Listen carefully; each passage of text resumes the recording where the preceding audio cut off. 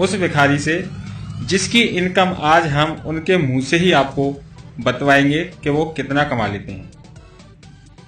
हाँ, तो आप हमें ये बताएंगे, आप ये मैंने भीख मांगते हुए आपको देखा था, तो आप ये भिखारी का काम कब से कर रहे हैं? करीब 6 महीने से। 6 महीने से आप भीख ही मांगते हैं। कहाँ पर? जैसे वृंदावन में आप हमें मिले थे, तो वृंदावन के अलावा कहीं दूसरी जगह पर भी जाते हैं या वहीं पर रहते हैं? नहीं, वृंदावन में इतना पैसा है कि कहीं जाने की जरूरत ही नहीं है। कहीं जाने की जरूरत नहीं है। वैसे आपने पढ़ाई कितनी कर रखी है? मैंने बीटेक इंजीनियर हूँ। बीटेक इंजीनियरिंग कर रखी है आपने? बीटेक करने के बाद भी आप भीख मांगते हैं? सर ऐसा है कि हम यहाँ पे जॉब देखने आए थे, ढूंढने आए थे, तो जॉब ढूंढने के बाद तो हमको वही 6-7 हजार रुपए की सैलरी। तो जिस हम जहाँ रहते थे तो बगल वाले रूम में बंदे रहते थे, तो हम उन्हें देखते थे। तो देखने के बाद जब वो उन्होंने पूछा कि आप कैसे हैं, तो हमने कहा यहाँ हम जॉब कर रहे हैं। तो बोले आप कितना कमा लेते? तो मैंने 6-7 हजार रुपये। फिर हमने उनसे पूछा तो वो बोले हमसे कि मैंने आप क्या करते हो, तो उन्होंने नहीं बताया हमको। तो फिर हम कुछ दिन ज़्यादा दिन हुए तो फिर उन्होंने बाद में पूछा, तो फिर उन्होंने बताया कि आप हमारे साथ आ जाइए, करीब महीने में आपको करीब 30-35 हजार महीने करीब मिल जाएगा।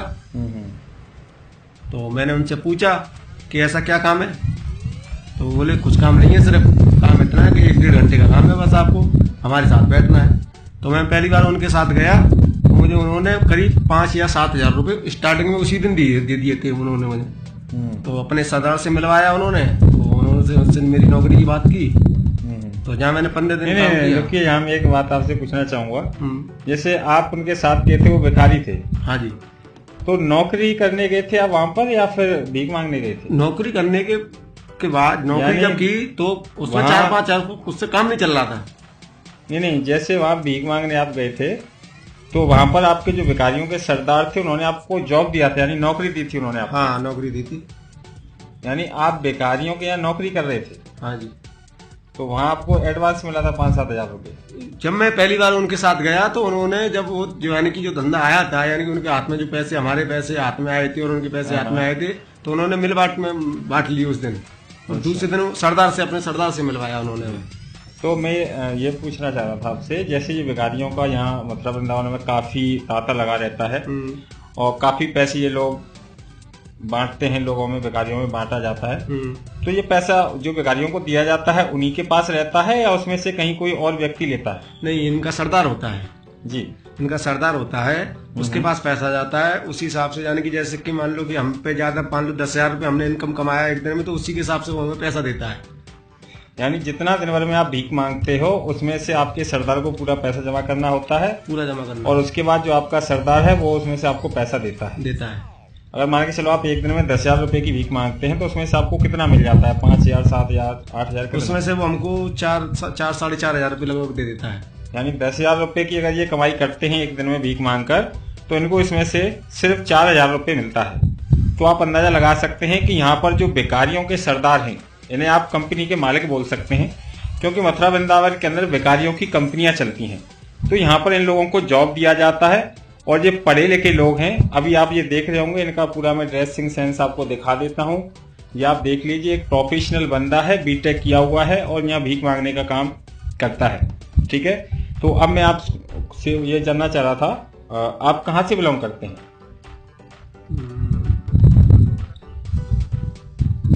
आप कहाँ के रहने वाले, कहाँ से? मैं आपको ये नहीं बताऊंगा सर, सॉरी, इसके लिए ये नहीं बता पाऊंगा, आपको क्षमा करें। ये हमें ये बात नहीं बता रहे हैं कि ये कहाँ से आए हुए हैं, क्योंकि एक्चुअली मैंने इनको पकड़ लिया था और ये बहुत ही अच्छे बंदे मुझे लगे थे। तो मैंने इनको पूछा कि आप भीख क्यों मांगते हैं जब इतना अच्छा बॉडी आपको भगवान ने दिया हुआ है। और उसके बाद ये मेरे को बताने के लिए राजी हो गए। तो अपना एड्रेस नहीं बता रहे हैं ये कहाँ से आए, लेकिन जहाँ से भी आए होंगे ये यहाँ पर एक तरह से जॉब करते हैं भिखारियों का। तो मैं आपको ये भिखारियों की सच्चाई बताने वाला था कि यहाँ पर भीख का बिजनेस कितना बड़ा चलता है। तो अब आप मुझे थोड़ा सा ये बताइए कि आपका अभी रिसेंटली में आप रोड पर जैसे भीख मांग रहे थे, उस दिन आप पैसे कलेक्ट कर रहे थे, शायद मेरे से मिले थे। ये मेरे से जिस दिन मिले थे उस दिन कुछ भिखारियों से ये पैसे ले रहे थे। तो उसी दिन मैंने इनको पकड़ लिया था कि मैंने तो आपको भीख मांगते देखा था, आज दूसरों से पैसे क्यों ले रहे हैं। तो इस वजह से मेरे जाल में थोड़ा सा फंस चुके हैं और मेरे को बताने के लिए राजी हो गए थे। तो अभी आपका कितना इनकम हो जाता है? महीने का या रोजीना? नहीं, आपका महीने का बताइए मुझे। महीने का तो आप लगा लीजिए अंदाजा है, यानी कि 4-4,500 रुपये, यानी कि पूरा अगर आप हम बताएं तो करीब करीब पड़ जाता है ये, यानी कि 70-75 हजार रुपये के लगभग पड़ जाता है सब चीज काट पीट। 70-75 हजार रुपए, यानी सारी चीजें काट पीटने के बाद भी ये 70-75 हजार रुपए कमा लेते हैं, जबकि इनकी इंजीनियरिंग की जॉब में इनको सिर्फ और सिर्फ 5-6 हजार रुपए की जॉब मिलती थी। तो आप समझ सकते हैं एक भिखारी की इनकम क्या है। यानी अगर आप भीख देते हैं किसी को तो वो जरूरतमंद नहीं है, वो एक प्रोफेशनल भिखारी है, यानी उसका धंधा है, जॉब कर रहा है। और ये मथुरा वृंदावन के अंदर बहुत ही ज्यादा है। यहाँ पर करोड़ों रुपए का ठेका उठता है भिखारियों का।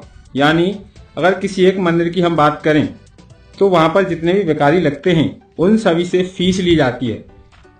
वो जितना भी भीख मांगेंगे उसका लगभग 50% पैसा अपने ठेकेदार को देते हैं, तभी उनको वहां भीख मांगने दिया जाएगा, अदरवाइज भगा दिया जाएगा। तो आप इतना समझ लीजिए, अगर आप भिखारियों को भीख देते हैं तो उसका मतलब ये है कि आप इस प्रोफेशन को बढ़ावा दे रहे हैं। और इसी प्रोफेशन में बात आती है बच्चों के किडनैपिंग की, क्योंकि जो छोटे छोटे बच्चों के किडनैपिंग होते हैं उनको ये बेकारी लोग खरीद लेते हैं और उनको अच्छे खासे पैसे में बेचते हैं और उनको लगाया जाता है फिर भीख मांगने के बिजनेस में। तो ये वीडियो रिकॉर्डिंग करने का मेरा यही उद्देश्य था कि जिससे आप लोगों के समझ में कोई चीज आ सके। अगर आपको दान ही देना है तो किसी अनाथ आश्रम में दीजिए, वृद्ध आश्रम में दीजिए, लेकिन भिखारियों को कोई दान नहीं देना है। आप ये अच्छे से समझ लीजिए, मंदिर में दान करना और भिखारियों को दान देना दोनों ही सबसे बड़े पाप के कार्य हैं। क्योंकि जहां तक मैं आपको बता दूं, हमारे मथुरा वृंदावन में मंदिर ही मंदिर हैं और यहाँ के जितने भी पुजारी हैं सभी के सभी भ्रष्ट हैं, सभी के सभी बलात्कार करते हैं, सभी के सभी दारू, मदरा, गुटखा, पान मसाले हर एक चीज का सेवन करते हैं। लेकिन जिस समय मंदिर में पहुंच जाते हैं शरीफ बन जाते हैं और आपके पैसे का यूटिलाइज करते हैं, क्योंकि कोई भी भगवान कभी भी आपसे पैसा नहीं मांगता है। तो आप अपने पैसे को खुद बर्बाद कर रहे हो।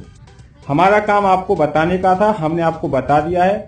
ये लाइव वीडियो चल रही है, ये मेरे साथ जो बंदा खड़ा हुआ है ये आप देख रहे होंगे पीछे, ये एक प्रोफेशनल